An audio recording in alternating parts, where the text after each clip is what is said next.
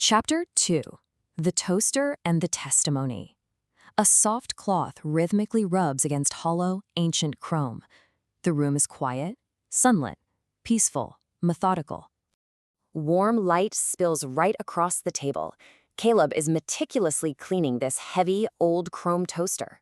Then, that gentle, rhythmic friction of the cloth is pierced by a rapid electronic whir. It's Artie, running a scanning laser over the metal. A sudden collision of the organic and the synthetic. 1954. Artie processes the world entirely through data, and he just coldly states his findings.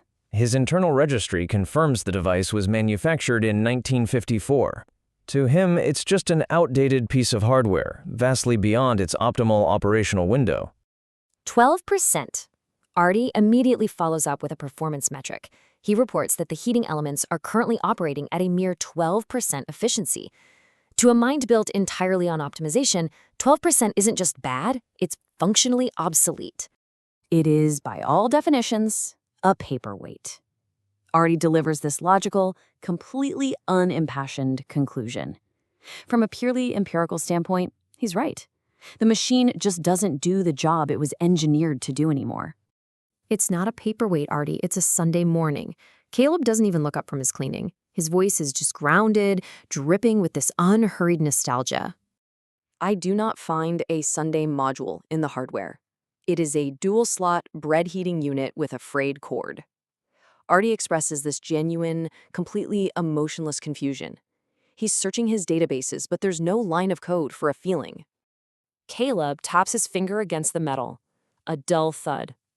Instantly, there's a sharp mechanical lens adjustment from Artie. His optical sensor whirs, zooming in incredibly tight on one small, jagged scratch right on the side of the chrome.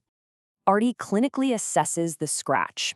A surface abrasion, he says, likely caused by a blunt metal object. But Caleb corrects him. It's a timestamp. It marks the exact day Caleb was born.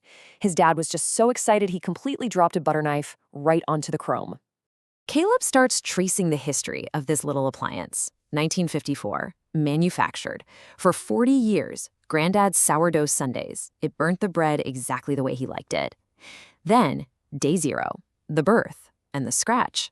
The physical wear literally maps out the family's entire history. So, the damage is the data? Artie's processing light spins audibly. You can almost hear the internal gears grinding against this contradictory input. He's trying to synthesize the idea that an imperfection is actually a storage mechanism. 99%. Artie's primary programming kicks right back in. He rapidly offers to 3D print a brand new heating element. He can restore the chrome to 99% reflectivity. He wants to make it new again. He's offering absolute perfection. If you make it new, Artie, you kill the story. Caleb speaks firmly now. That frayed cord, the incredibly slow pop-up, that is the testimony of every single breakfast this house has ever seen. A heavy, sudden silence falls over the room. Caleb stops his cloth. The rhythmic cleaning just ceases, and right alongside it, the faint hum of Artie's core power drops in pitch. His internal blue lights dim. It's a complete standoff. You value it because it is failing. This contradicts every efficiency protocol I possess. Artie looks at the toaster in the dim light, voicing his core programming conflict. To him, failure is the end. To Caleb, it's evidence. We don't value things for how well they work, son. We value them for who they've been with. Caleb delivers this with such quiet warmth. The silence holds for a long beat. And then, out of nowhere, a loud, harsh, authentic, spring-loaded mechanical clack breaks the tension.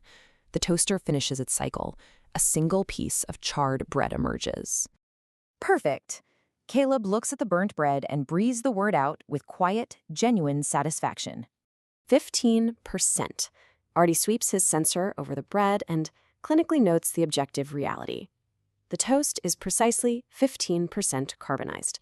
Your granddad had questionable tastes. Artie delivers the assessment with completely deadpan factual accuracy.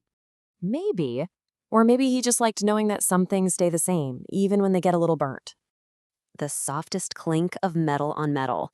Artie reaches out and gently touches that jagged scratch on the chrome. The hum of his internal mechanics warms in tone. That sharp blue glow completely softens, transitioning into a steady, warm amber. Status: legacy system maintained, meaning non-transferable. Artie updates his internal registry out loud.